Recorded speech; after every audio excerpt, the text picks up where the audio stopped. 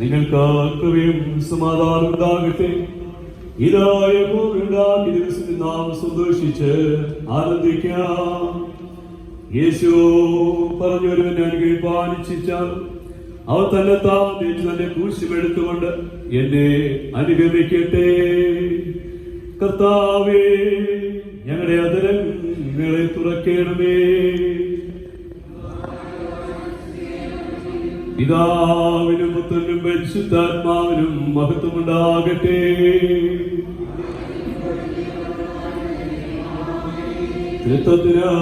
സ്തുതി.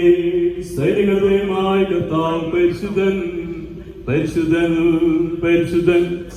ആകാശവും ഭൂമി നിന്റെ മഹത്വമുണ്ട് നിറഞ്ഞിരിക്കുന്നു. മഹോന്നതനായ കർത്താവേ, നിനക്ക് മഹത്വമുണ്ടാകട്ടെ. കർത്താവിന്റെ നാമത്തിൽ വന്നവനും വരുവാനേക്കും വാഴ്ത്തപ്പെട്ടവനാകുന്നു. ഉന്നതങ്ങളിൽ സ്തുതി. ദൈവമേ, നീ പരിശുദ്ധനാകുന്നു. ദൈവമേ, നീ പരിശുദ്ധനാകുന്നു. സർവശക്തനേ, നീ പരിശുദ്ധനാകുന്നു. സർവശക്തനേ, നീ പരിശുദ്ധനാകുന്നു. മരണമില്ലാത്തവനേ, നീ പരിശുദ്ധനാകുന്നു. ഞങ്ങൾക്ക് വേണ്ടി കുരിശിലുള്ള വിഷയാന്തരമേ, ഞങ്ങളോട് കരുണ ചെയ്യണമേ. പരിശുദ്ധാത്മാവായ കർത്താവേ, ഞങ്ങളോട് കരുണ ചെയ്യണമേ.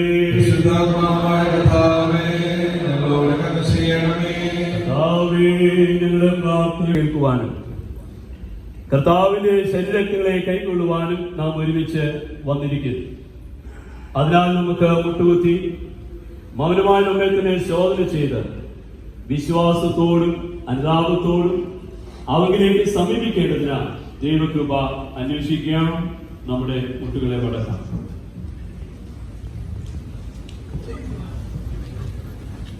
അനുസരിച്ചുകൊണ്ടും മേലാള വിശുദ്ധ വഴിയിൽ കൂടെ നടന്നുകൊണ്ടും പുതിയ ജീവൻ നയിക്കുവാൻ നിശ്ചയിച്ചിരിക്കുന്ന നിങ്ങൾ നമ്മുടെ കർത്താവായ യേശുക്രിസ്തു മൂലം അവരോട് പുതുതായി നിരപ്പാക്കപ്പെടേണ്ടതിന് സർവശക്തനായ ദൈവത്തോട് താഴ്മയായി നിങ്ങളുടെ പാപങ്ങളെ ഏറ്റുപറയുകയും സ്വർഗസ്ഥ പിതാവേ, ഞങ്ങളുടെ കാരണമായി പാപം ചെയ്തിരിക്കുന്നു.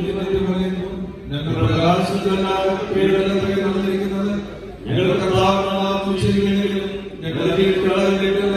ഞങ്ങളോട് കരുണയുണ്ടാകണമേ. യേശുക്രിസ്തുവിന്റെ പാപങ്ങളോട് ചെയ്യണമേ. നിന്റെ പരിശുദ്ധാത്മാവിനെ നടപ്പാക്കണമേ. ഞങ്ങളുടെ മനസ്സാക്ഷികളെ ഉണർത്തണമേ. മറ്റുള്ളവരോട് രക്ഷിക്കുവാൻ തക്ക പ്രാർത്ഥന ഞങ്ങൾക്ക് നൽകണമേ. നിന്റെ നാമത്തിന്റെ മഹത്വത്തിനായി ജീവന്റെ ഒതുക്കത്തിൽ ഞങ്ങൾക്ക് നൽകണമെന്ന് ഞങ്ങളുടെ കർത്താവായ യേശുക്രിസ്തു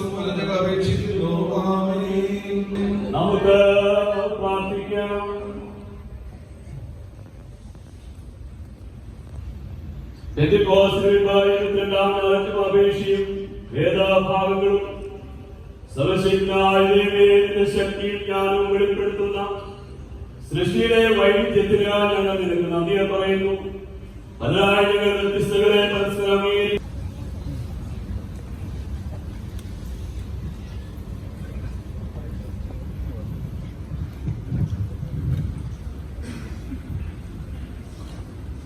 ഇന്ന് രാവിലത്തേക്കായി നിശ്ചയിച്ചിരിക്കുന്ന പഴയ നിയമവേദഭാഗം എസ്തേർ പ്രവാചകന്റെ പുസ്തകം 37-ാം അധ്യായം 15 മുതൽ 23 വരെ എഴുതപ്പെട്ട ദൈവവചനങ്ങൾക്ക് today's first lesson is taken from Ezekiel chapter 37 verses 15 to 23.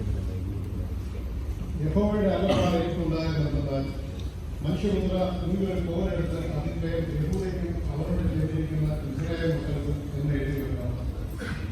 പിന്നെ മറ്റൊരു കോരെടുത്ത് അതിന്മേൽ എഫ്രൈമിന്റെ മകനായ യോസേഫിനും അവരോട് ചേർന്നിരിക്കുന്ന ഇസ്രായേൽ മക്കൾക്കും എന്ന് എഴുതി വെക്കുക.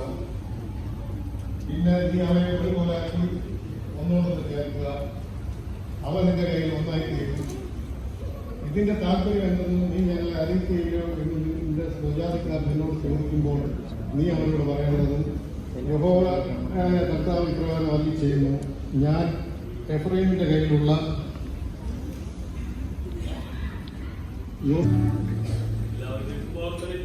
പ്രത്യേക സങ്കീർത്തനം നമുക്ക് വാക്യപ്രതിവാക്യമായി വായിക്കാം.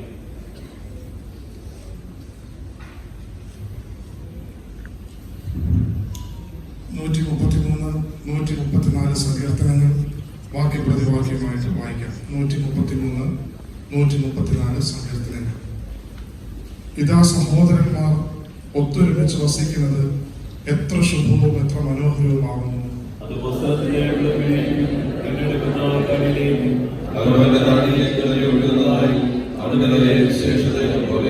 സിയോൻ പർവ്വതത്തിൽ പെയ്യുന്ന ഹെർമോനിയ മഞ്ഞ് പോലെയുമാകുന്നു. അവിടെയല്ലോ യഹോവ അനുഗ്രഹവും ശാശ്വതമായുള്ള ജീവനും കൽപ്പിച്ചിരിക്കുന്നത്.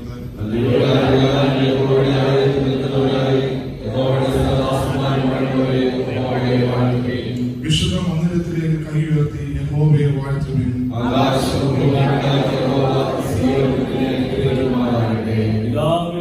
പരിശുദ്ധാത്മാവിനും മഹത്വമുണ്ടാകട്ടെ. എല്ലാവർക്കും ഇരിക്കാം. ലേഖനം പെരുമാറും വായിച്ച് കേൾക്കാം.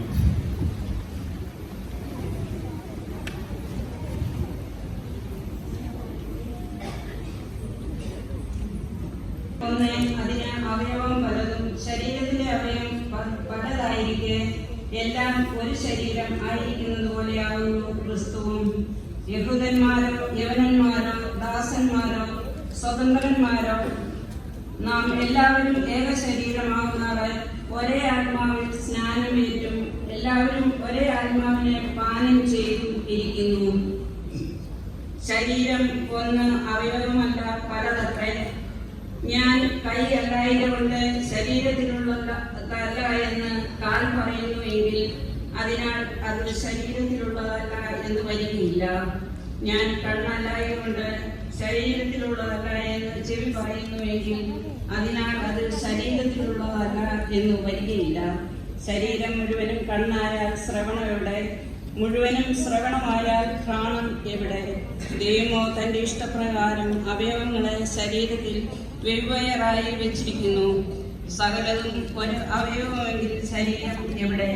എന്നാൽ അവയവങ്ങൾ പലതെങ്കിലും ശരീരം ഒന്ന് തന്നെ.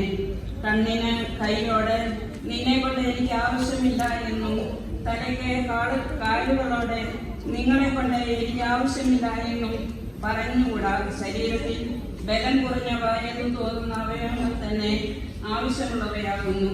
ശരീരത്തിൽ മാനം കുറഞ്ഞു എന്ന് തോന്നുന്നവയ്ക്കും നാം അധികം മാനം അണിയിക്കുന്നു.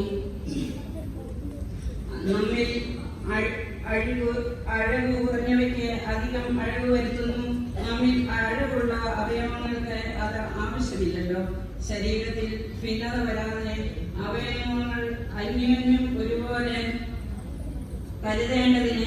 കരുതേണ്ടതിനായി ദൈവം കുറവുള്ളതിന് അധികം മാനം കൊടുത്തുകൊണ്ട് ശരീരത്തെ കൂട്ടിച്ചേർത്തിരിക്കുന്നു. അതിനാൽ ഒരവയവം നഷ്ടം അനുഭവിക്കുന്നുവെങ്കിൽ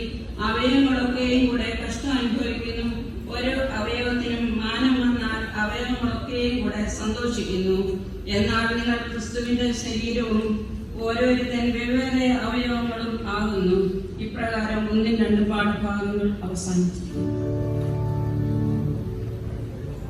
എഴുതിയ സുവിശേഷം 15-ാം അധ്യായം 1 മുതൽ 8 വരെ. The Gospel according to St. Luke, chapter 15, verses 1 to 8. ഞാൻ സാക്ഷാൽ മുന്തിരിവള്ളിയും എന്റെ പിതാവ് തോട്ടക്കാരുമാകുന്നു. എന്നിൽ കായ്ക്കാത്ത കൊമ്പൊക്കെയും അവൻ നീക്കിക്കളയുന്നു, കായ്ക്കുന്നതൊക്കെയും അധികം ഫലം കായ്ക്കേണ്ടെന്ന് ചെത്തി വെളിപ്പാണ്. ഞാൻ നിങ്ങളോട് സംസാരിച്ച വചന നിമിത്തം നിങ്ങളിപ്പോൾ ശുദ്ധിയുള്ളവരാകും.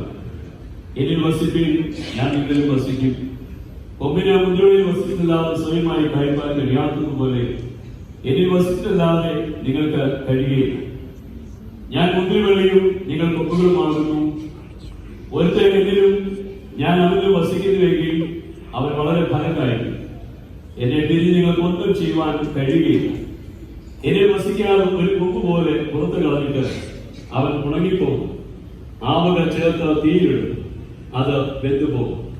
നിങ്ങൾ എന്നിലും എന്റെ വചനം നിങ്ങളും വസിച്ചാൽ നിങ്ങൾ ഇച്ഛിക്കുന്നത് എന്തെങ്കിലും അന്വേഷിപ്പേ, അത് നിങ്ങൾക്ക് കിട്ടും. നിങ്ങൾ വളരെ ഫലം കായ്ക്കുന്നതിനാൽ എന്റെ പിതാവ് മഹത്വപ്പെടുന്നു. അങ്ങനെ നിങ്ങൾ എന്റെ ശിഷ്യന്മാരാകും. ഇതത്ര ജീവനുള്ളതായ ക്രിസ്തുവിന്റെ സുവിശേഷം.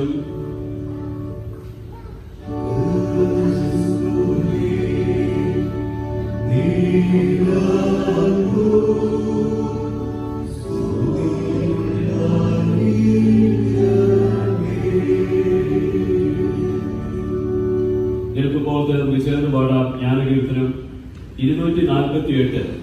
ഈ പാട്ട് പാടുന്ന സമയം വചനകേൾവിക്കായി നമ്മെയും നമ്മുടെ ഹൃദയങ്ങളെയും ഒരുക്കാം. കീർത്തനം 248.